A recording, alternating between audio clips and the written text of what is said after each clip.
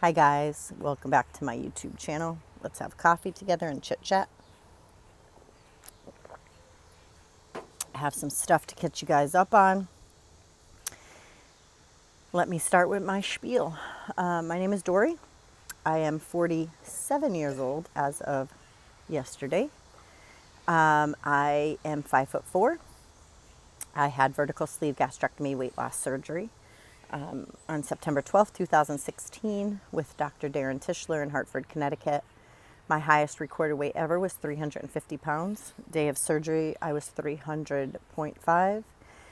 Because it was my birthday yesterday, I have not weighed myself this morning because I had some ice cream at Cold Stone Creamery. I really didn't go off the rails crazy. I didn't even have any cake, which, like I told my family, the cake was really for their purpose. I don't really eat cake anymore. But I had some Tostitos chips and some of the cheese salsa, not cheese salsa, cheese, whatever that dip is, yesterday. And that was about it. I really didn't go crazy. I did have some egg loaf, and that was fine.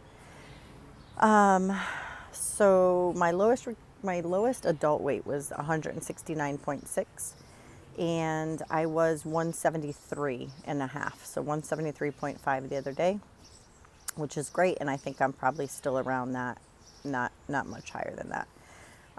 But I don't really concern myself too much with the weight number anymore. I'm not even fretting. In the past, I would fret because I wasn't weighing myself today, but I'm fine. I feel great. I feel fine. I did wake up with a really bad headache today, so I've taken 2 Tylenol, and I just took a third Tylenol, and I'm having a cup of coffee.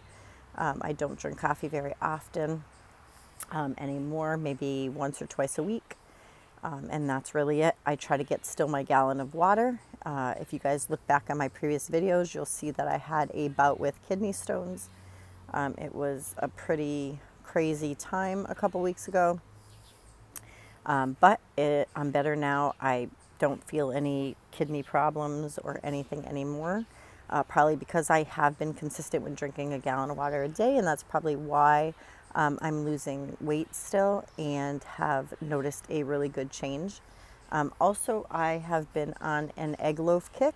You'll see on a previous video, I have the recipe that I feel like I have perfected to what I need it to be for grilled cheese and French toast.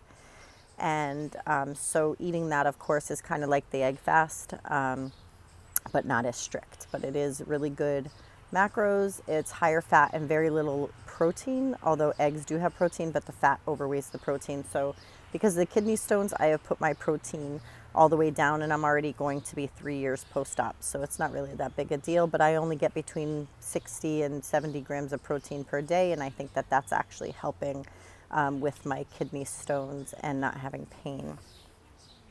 I'm going to try to videotape as much as I can and kind of get you guys up to speed. My kids are in the house, and there is an additional kid. For the last few months, I have known that my 12-year-old niece has been having issues and was pulled from her home. I have a brother who's a year or so younger than me who has had drug and alcohol abuse in his life, his whole entire life. He had a really hard time when he was younger. Something had happened to him, which caused him to kind of go into this downward spiral when he was 5 years old. My mom does not help. My mom is an enabler. She always has been. They have a very weird codependent relationship, and I don't really get involved with that. He had a girlfriend that he started dating. Shut the door, guys. Sorry, I don't want this to get inside the house. No, I'm videotaping. You'll have to wait. Shut the door and shut the other door a little bit, please. Thank you. And so about 14 years ago, he started dating his best friend's fiance, which is a crazy story in and of itself. Over the years since their daughter was born in 2007, they both continued to abuse drugs and alcohol. And although they had been together on and off, They both were very detrimental in doing some really bad things in front of her. They have, if you figure, think about like the really bad relationships that maybe you've seen on TV of a lot of domestic violence and just horrible, horrible stuff. And over the years, I have not really had contact with my niece. Her mom really kept her away. And she is only 12. So I've probably only seen her, I'd say 7 times in her whole life. And so she wasn't really familiar with who I was. She knew of me, and she seen me, about a year ago. And she knew my daughter. My daughter and her are only 1 year and 1 day apart for their birthdays. And so she'd see her at school and would love her. And if my niece would see my husband out at the park, she would run up to him, Uncle Chris, and jump into his arms. And she really just craved that family. Over the last 8 months, apparently she had it from having to break up fights between her parents. Seeing my brother arrested, seeing her mother in bed, drunk out of her mind. She has had to raise herself. She has had to stay up till 2 a.m. caring for her mom and still getting up at 5 a.m. to go to school every day. She is a straight A student, surprisingly. And so anyhow, within the last, I had heard that she was taken from her mom's custody and put with her maternal grandmother. So I was happy that she was with her maternal grandmother until I found out 3 weeks ago, this past Friday, that she was abruptly taken from her grandmother's house and put into a treatment facility. She was taken out of her grandmother's care because her grandmother allowed her mom to take her unsupervised. Her mother only has 1 hour of supervised visitations with Department of Child and Families here, 1 hour per week, which will occur tomorrow. So neither parent has rights to her at this moment. And so when I found out that she was in this facility, I knew that she was going to foster care because there was nobody else in the family. I did find out that aunts and uncles in the state of Massachusetts have just as much right to the children as their grandparents. And so, obviously, I put my paperwork in, and I was going back and forth with them for about a week and a half, and they do not tell the child that there is anybody who came forward. So this poor girl has been in a treatment facility, crying herself to sleep at night, thinking she was going to a stranger's home. And of course, she doesn't know for the amount of time that that's going to be. So in any event, last Thursday, I turned my paperwork in at 9:45, 10 o'clock in the morning. By 1 o'clock, they were here to look at my home and get the paperwork ready, and she was here at 4. So it was a quick thing. So basically, I became a foster parent because I am a kinship guardian. It went by pretty quick. So, and of course, they saw my home and I don't have any problems in my past. I've never been arrested or drugs or alcohol or anything like that. And so my husband is also an amazing guy who could not wait to get her here. Funny enough, while he was at basic training, he would send me letters home that when he would wake in the middle of the night and have these nightmares that we needed to get her. And so he would call and say her name and tell me, you need to check on, and he would say her name. And so anyways, I'm not allowed to put her on social media since she is really in the custody of the Department of Children and Families. I'm waiting for them to give me a call back so I have to kind of check in with her social worker here and there and get her appointments and things like that. But I have questions to make sure that I'm not also going to ever make a mess up. Like, obviously I won't let her see her parents, but anything. If I see them at the park or something happens or whatever, I need to get clarity on it. So she's here now. It definitely changes the dynamics in our home.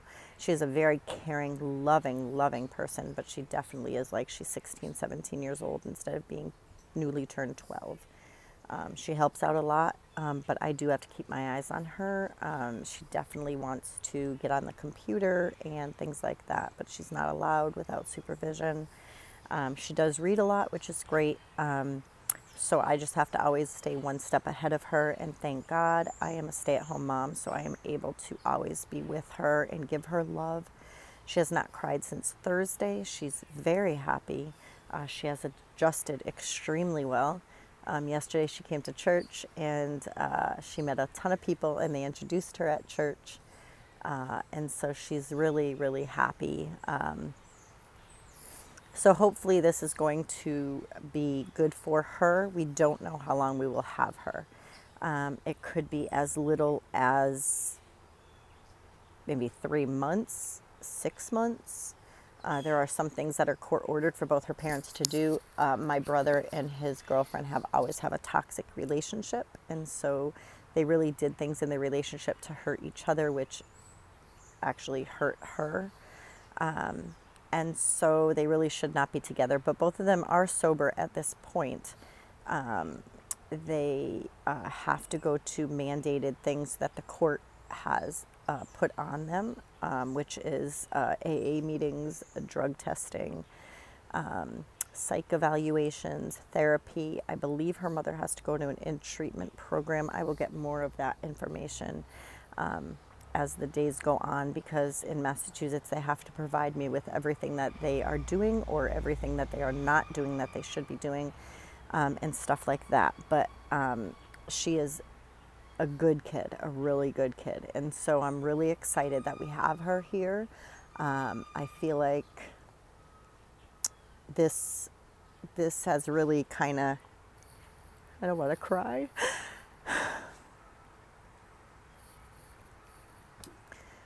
Because I don't want her to see me. She'll want to know why I'm crying. But anyways, this will really change a lot for her. So we're having fun. My husband goes on second shift starting next week. My 11-year-old daughter is going to camp for a week with my 9-year-old. So it'll give me and my husband time just with our younger two, who are 8 and 5. And then, of course, it'll give us time with her to bond more and to take daily trips like to the beach and stuff while my other two are away. And it also will give my other two time away from her, because I know that they, our kids are, they don't see any of that abuse. They don't even see movies or anything. So to hear kind of what she's been through has been kind of an adjustment for them. And I think my 11-year-old has really taken it on. And so I've had to kind of put some barriers there and some boundaries so she doesn't feel like she has to live through this, vicariously through my niece. And so, but it's going to be great. I'm excited. I think, I think it definitely has come at a good time. I know if I was obese, this would not be the case. I would be tired and lethargic and not able to run up and down the stairs and here and there and petition for things or whatever. But I feel like I missed my calling as an attorney, a detective, and an advocate. And so those are things that we need to have in cases like this. So I'm excited. I know that DCF shows up here at any time, which who cares? My home's an open door. So I'm going to cut this short. I will say that my kids' pool busted. I'm so sad. It was like their only thing to do in the backyard during this summer, that we didn't have to pack all 5 of them up, run to the park, come home and all that. And sometimes I don't have the car during the day because my husband's at work, but I'm sad it popped and I can't afford to get a new one right now. So hopefully we'll have something to do as time goes on during the summer. But anyways, I will talk to you guys soon. Thanks.